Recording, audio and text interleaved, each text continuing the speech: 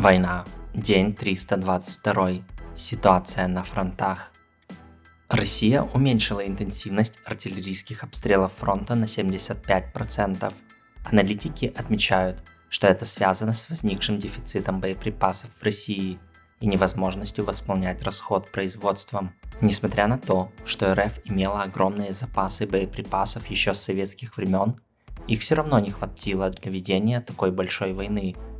Сейчас Россия наращивает производство снарядов, но расход на фронте столь велик, что год производства на полной мощности не способен удовлетворить даже месяц боев.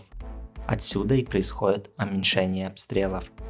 По различным оценкам, их количество сейчас составляет от 5000 до 20 тысяч выстрелов в сутки, хотя ранее эта цифра могла достигать 60 тысяч. Альянс Свободы. Премьер-министр Чехии написал на танке Т-72, который отправится в Украину, пожелание украинским защитникам. Это модернизированные танки чешской компании Excalibur Army, которая сейчас занимается наращиванием производства и открывает новый цех. Недавно она выиграла тендер на модернизацию 90 Т-72, и вот первая партия уже отправляется в Украину. Модернизированные Чехией танки имеют более мощный двигатель, новую систему связи, современную систему прицеливания и дополнительную динамическую защиту. И что самое главное, украинским танкистам не нужно проходить переобучение, дабы использовать эту технику. Восток. Россияне пытаются улучшить свои позиции на линии Сватово-Кременная, дабы оттеснить украинцев от трассы Р-66. Они предпринимают атаки с поддержкой бронетехники, которую снова можно использовать ввиду замерзшей почвы. Тем не менее, продвинуться они нигде не смогли. На правом берегу Северского Донца российские войска атаковали Спорное и Веселое, но там их атаки были отражены. Основные бои сейчас идут в Солидаре. Тут россияне заявляют о окружении украинцев и взятии города. На самом деле никакого окружения нет.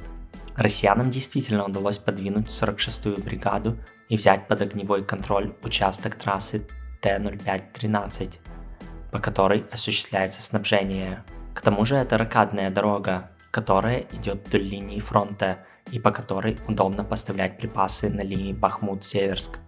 Но те же россияне находятся в подобной ситуации вдоль трассы Р-66, и никто их там окруженными не считает. Для своего продвижения россияне не брезгуют тактикой переодевания солдат в украинскую форму, дабы подойти к украинским позициям, что сами же и показывают. Это является военным преступлением. Исходя из сложившейся ситуации в Солидаре, если россиян не удастся оттеснить от линии снабжения, то удерживать город станет сильно сложнее, и лучшим решением будет отступление на более удобные позиции. Также бои продолжаются на подступах к Бахмуту и в промзоне на окраине. Южнее ожесточенные бои в районе Авдеевки, где российские войска пытаются атаковать Водяное и Невельское. На южном фланге россияне продолжают накапливать силы. Так отмечается прибытие дополнительных 5 батальонов в район Васильевки и Токмака. Бои на этом направлении также происходят, хоть и с меньшей интенсивностью и без каких-либо продвижений. Юг. Россияне продолжают хаотично обстреливать правый берег Днепра, от чего страдают мирные жители. В том числе ежедневным обстрелам подвергается Херсон, но изменений на фронте не происходит. Спасибо за просмотр, не забывайте поддерживать видео комментариями адекватными, лайками, подписка важна, то сейчас немножко рост остановился. И огромное спасибо всем, кто поддерживает канал финансово.